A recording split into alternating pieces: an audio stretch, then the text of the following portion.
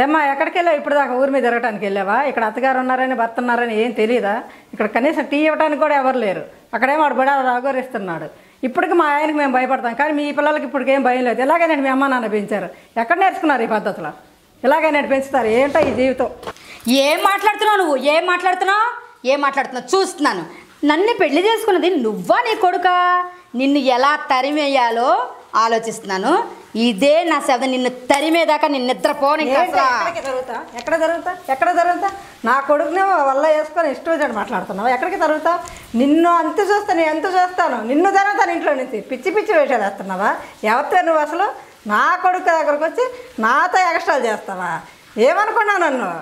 ఇంకా మాటలు లేవు. ఇంకా మాటలతో పని లేదు నీతో. నా భర్త మనసులో నీ స్థానం లేకుండా చేసేదాకా నిద్రపోను. నిన్ను తరిమి కొట్టడానికి, నిన్ను పీడించడానికి నేను దేనికైనా తెగిస్తాను. చూస్తా, నా తడాక చూపిస్తానే. ఏంటి? ఏం చేస్తావు? సస్తావా? సత్యం ఏం చేస్తావే? సావు. నీలాంటి వాళ్ళు 10 మందిని తెచ్చుకుంటే వెళ్ళు. నా కొడుకు అది దొరకరనుకుంటున్నావా? బెదిరిస్తున్నావేంటి? పోవే నీ పేడ ఎంత విరగడైపోయింది. పో, సావు. చూస్తా, నీ తడాక చూస్తానే. అయ్యో, ఇదేం కర్మరా దేవుడా, ఇలాంటిది దొరికింది నాకు. నా ప్రాణం తీస్తుందిరా బాబోయ్. నా బంగారు లాంటి కొడుకు ఇదే రాక దొరికిందిరా నాయనా దేవుడా. దీంతో ఎలా కాగలరా భగవంతుడా? అమ్మా శేషు, ఇదేదో నా కొంప ముంచిందే. రూమ్లోకి వెళ్ళి తలిపేసుకుంది. అదేదో చేస్తుందమ్మా. చూడే వల్లి ఏమైంది నీకు?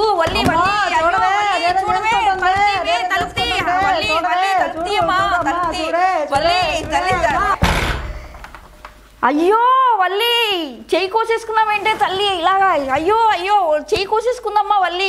రండి చూడండి చెయ్యి కోసేసుకుందమ్మా.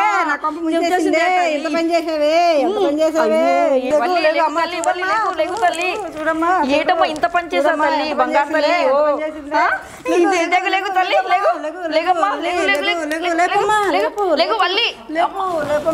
అయ్యో వల్లి, ఎంత పని చేసావు తల్లి. అలా చావు పరిష్కారం కాదు నాన్న. ఎప్పుడు జీవితంలో ఎన్నో కష్టాలు సుఖాలు వస్తూ ఉంటాయి. ఇలాంటి వాటికి నువ్వు ఇలా కుంగిపోయి ఇలాంటి పని చేసుకుంటే ఎలాగ తల్లి? చల్లగా ఉండాలి. ఏంటమ్మా లేమ్మా లే వల్లి నాన్న.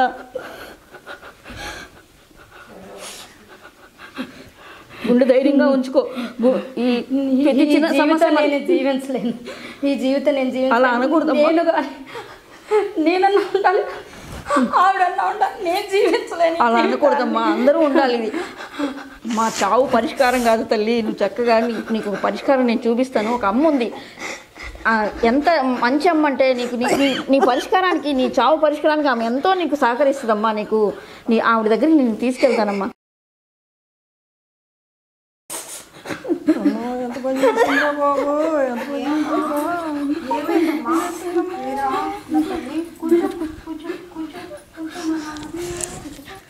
ఏరా తల్లి, ఏమైందిరా? ఏమైంది తల్లి? అమ్మ రోజు గొడవేనమ్మా ఈ అత్తా కోడలతో. ఎందుకు గొడవ పెట్టుకుంటారో చూడలేకపోతున్నామమ్మా వీళ్ళని. అసలు ఈ బాధ ఏంటో, వీళ్ళకి కష్టాలేంటో అర్థం కాకుండా ఉంటుందమ్మా. అమ్మ ఈ ఒక్క పరిష్కారం చూపించండి అమ్మా. వీళ్ళకి ఈ సమస్యలు తీర్చడానికి ఒక్క పరిష్కారం చూడండి అమ్మా. అలాగే అమ్మ, ఒకే ఒక్క పరిష్కారం ఉంది. అమ్మా నువ్వు బాధపడకరా తల్లి. అమ్మా చావు దేనికి పరిష్కారం కాదురా. అన్ని సమస్యల నుండి కూడా నువ్వు విడుదల కావడానికి, మనందరం విడుదల కావడానికి బ్రహ్మర్షి పితామహుడు మనకు అద్భుతమైన మార్గం చూపించారా. అదే ధ్యానం. పరమ గురువులు అందరూ చెప్పారు. మీతో 1-2 నిమిషాలు ధ్యానం చేయిస్తాను అమ్మా, నువ్వు అదొక్క నుంచి విడుదలవుతావు బంగారు కన్నా. మేమందరం కూడా మరి అందరూ ప్రపంచంలో లక్షల మంది దుఃఖం నుంచి విడుదలయ్యారు తల్లి. ఓకేనా? అందుకేనమ్మా తీసుకొచ్చాను. ఈ పిరమిడ్ దగ్గరికి, ఇక్కడ సెంటర్ దగ్గర తీసుకొస్తే తను బాగుంటుందని తీసుకొచ్చానమ్మా. అవునా? ఆ సమస్యలన్నీ పరిష్కారం చూపించారమ్మా మీరు. ఓకే అమ్మా, చేతులు 2 ఇలా వేళ్ళల్లో పేళ్ళు పెట్టుకో తల్లి. పాదాలు 2 ఇలా కలిపి ఉంచునన్న. ఇలా ఇలా ఇలా. ఓకే, హాయిగా కూర్చోనన్న. ఊపిరి మీద ధ్యాస పెట్టునన్న. బంగారు కొండ, ఊపిరి ఎలా వస్తుంది, ఎలా వెళ్తుంది. ఇది బుద్ధుడు అందించిన ధ్యానం. బ్రహ్మర్షి పితామహుడు గత 30 సంవత్సరాల నుంచి ప్రపంచంలోనే ప్రతి ఒక్కరికి ఈ వైభవాన్ని అందించారు తల్లి. ఎందరో దుఃఖం నుంచి విడుదలయ్యారమ్మా. మన సమస్యలన్నిటినీ మనం పరిష్కరించుకోవచ్చు తల్లి. ఊపిరి మీద ధ్యాస. మన ఊపిరిలో గని ఉంది. గని, ఆ మహాగనిని ఓపెన్ చేసుకునే మార్గమే దారి. శ్వాస మీద ధ్యాస అన్నారు బ్రహ్మర్షి పితామహ. ఆ గనిలో ఏముందనుకుంటున్నారు? మన సమస్యలన్నిటికీ పరిష్కారం ఉంది. అక్కడ ఆ గనిలో మహాశక్తి ఉంది, మహాజ్ఞానం ఉంది, మహా ఐశ్వర్యం ఉంది. ఆ సంపదనంతటిని పొందడానికి మహామార్గమే శ్వాస మీద ధ్యాస. ఓకే, నెమ్మదిగా మీ 2 చేతులు విడదీసి మీ కళ్ళు మీద ఉంచండి. 5 సెకండ్స్. 5 4 3 2 1 0. మీ అరచేతులు చూస్తూ మీ కళ్ళు తెరవండి. మా దుఃఖాన్ని తీర్చేశారమ్మా. అవునా, ఇంత ఆనందం పొందారా? మరి మీకు ఏమర్థమైంది? అమ్మా, నాకు మొత్తం అర్థమైందమ్మా. క్రితం జన్మలో నాకు ఈవిడ కోడలు, నేను అత్తగారిని. ఈవిడిని నేను పెట్టిన ఈ టార్చరు ఈ జన్మలో కడుక్కోవడానికే మళ్ళీ ఆవిడని నేను అత్తగారిగా ఎంచుకుని వచ్చానమ్మా. మొత్తం అర్థమైందమ్మా. మొత్తం సినిమా అర్థమైపోయిందమ్మా. నాకు ఈ జన్మలో పాపం కడుక్కోవడానికే నాకు అత్తగారిగా వచ్చారని నాకు మొత్తం అర్థమైపోయిందమ్మా. చూసారా ధ్యానం యొక్క గొప్పతనం?